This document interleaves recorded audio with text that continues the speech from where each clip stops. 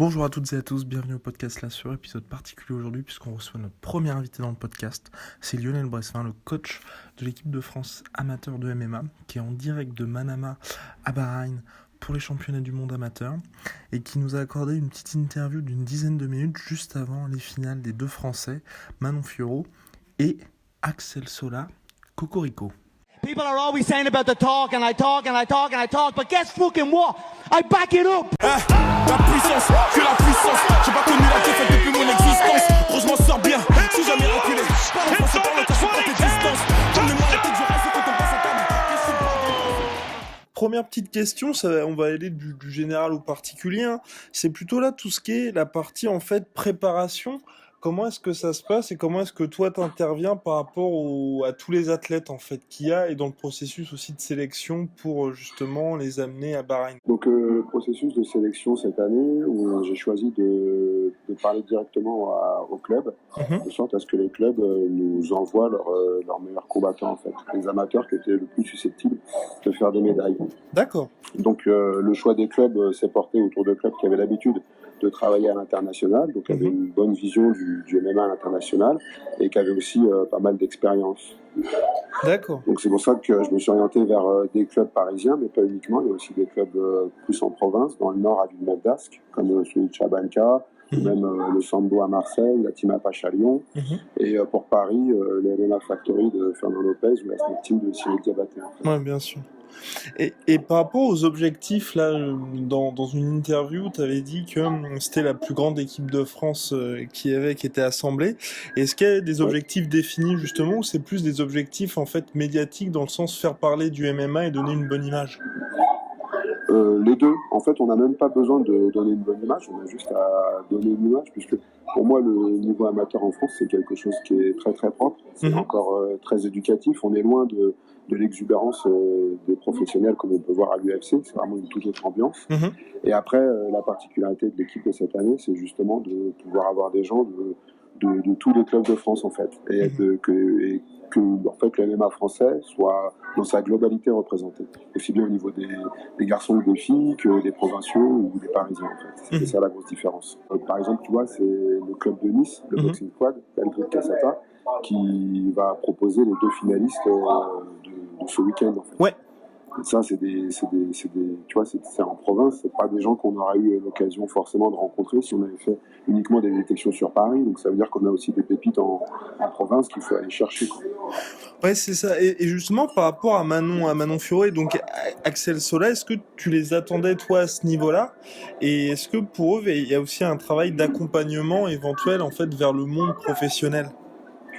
Alors, ce qui se passe, c'est que moi, je suis en contact avec les entraîneurs, donc soit directement parce que ils sont sur Paris, j'y habite et c'est facile de passer dans les salles, soit avec Aldric régulièrement par message, on fait des points d'avancement, des points opérationnels sur le travail réalisé par Manon ou même par Axel en fait. Donc il y a quand même un rapport étroit avec les clubs. Tu vois, j'ai eu Aldric encore hier, on visionne, lui regarde les combats sur son côté à Nice, moi je regarde de mon côté, on fait nos recherches de mon côté. Et après, on rapproche nos deux visions et puis on met en place le game plan. L'avantage, c'est que lui, il travaille au quotidien avec eux, donc il les connaît très bien. Moi, je suis sur le terrain, on a une vision du MMA qui est similaire, on sait comment travailler sur le niveau amateur et en fait, on travaille comme ça en collaboration. En fait. Et est-ce que tu peux me donner un peu plus quelques mots en fait de présentation en fait pour Manon Fiorot, donc là qui va être en finale aussi avec Axel, c'est les deux Français qui sont en finale.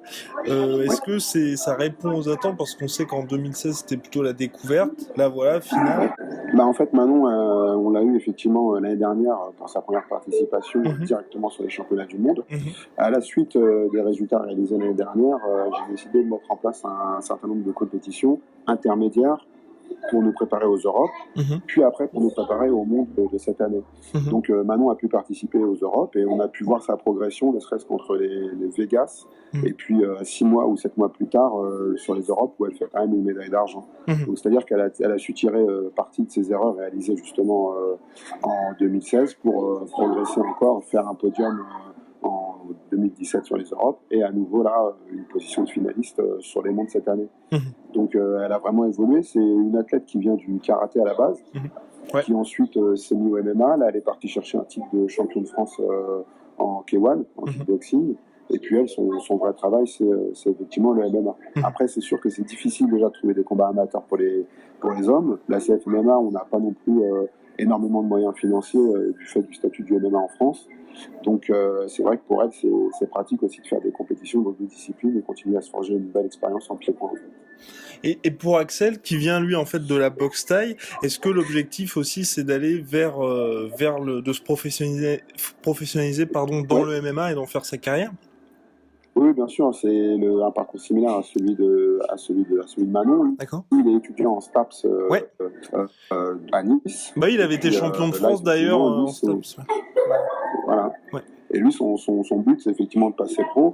Après, le MMA amateur, c'est un fantastique tremplin, puisqu'ils peuvent travailler en toute sécurité avec des partenaires à leur niveau, et ça permet de se forger l'expérience, ce qui est un atout indispensable en fait pour faire une belle carrière pro. Faut pas oublier que les grosses organisations regardent aussi le Sherbrooke en fait, c'est-à-dire le palmarès officiel, et c'est ce palmarès officiel qui va déterminer justement l'intérêt des grosses organisations. Et est-ce que malgré justement la législation française vis-à-vis du MMA, est-ce que c'est facile de mettre en place des équipes et de pouvoir en fait mettre en place tous ces voyages, toutes ces infrastructures et toute la logistique en fait pour pouvoir amener les combattants de talent à un autre niveau, un niveau supplémentaire? C'est extrêmement difficile en fait. Pour nous là, la CFMMA, on bénéficie d'aucune subvention, aucun partenariat, aucun sponsor, malgré nos demandes répétées. C'est-à-dire que le MMA amateur ne fascine pas les foules. On a une vision, on est très très peu représenté, on est très très peu médiatisé. Donc c'est pour ça que je suis content de l'initiative en fait que vous avez pris. C'est sympa de parler de nous. Et après, nous on fonctionne avec les licences et on a aussi très peu de clubs qui jouent le jeu, qui prennent des licences chez nous. Oui. Or, une fédération ou une association, elle ne peut pas vivre sans adhérents. Donc là, pour organiser les championnats d'Europe et les championnats du monde, c'est compliqué. Pour organiser les combats en amateur, puisqu'il faut qu'on aille à l'étranger, c'est aussi compliqué. Et les détections, c'était aussi assez compliqué, puisqu'on ne pouvait même pas avoir d'assurance en France pour nous permettre d'organiser des sélections ou des détections. Dès qu'on demande à faire une détection dans un CREPS, du fait qu'on n'ait pas d'assurance, l'assurance ne peut pas nous assurer, puisque justement on est le MMA. Donc nous, on attend vraiment une avancée des institutions là-dessus, pour qu'on puisse continuer notre évolution sereinement et en sécurité, quoi. Comme tu disais, les athlètes viennent de différents clubs. Est-ce qu'il y a quand même une solidarité entre les différents clubs par rapport à ça et la notion que justement le monde amateur et ses différentes rencontres d'envergure peuvent être un tremplin pour leurs athlètes? Ouais, ça a été une très très grosse surprise. Moi, ça fait 15 ans que je suis dans ce milieu-là et à l'époque, il y avait une grosse équipe qui s'appelait la French Connection, qui était dans les années 2000 et il y avait des clubs et surtout des combattants de divers horizons qui se combattaient en Europe, à travers l'Europe en fait. C'est les premiers Français à être sortis et à combattre en pro en Europe. Et après, cet esprit s'est complètement perdu. Chacun a monté son école ou son académie. Et cette sensation d'unité, elle avait quand même un peu disparu. Il y a des maisons qui se parlent, d'autres qui ne se parlent pas tellement. Il y a aussi un grand jeu de rivalité, ce qui est courant dans le sport. Mais par contre, lorsque j'ai proposé au club d'envoyer un athlète pour intégrer l'équipe de France, j'ai eu une réponse unanime en fait.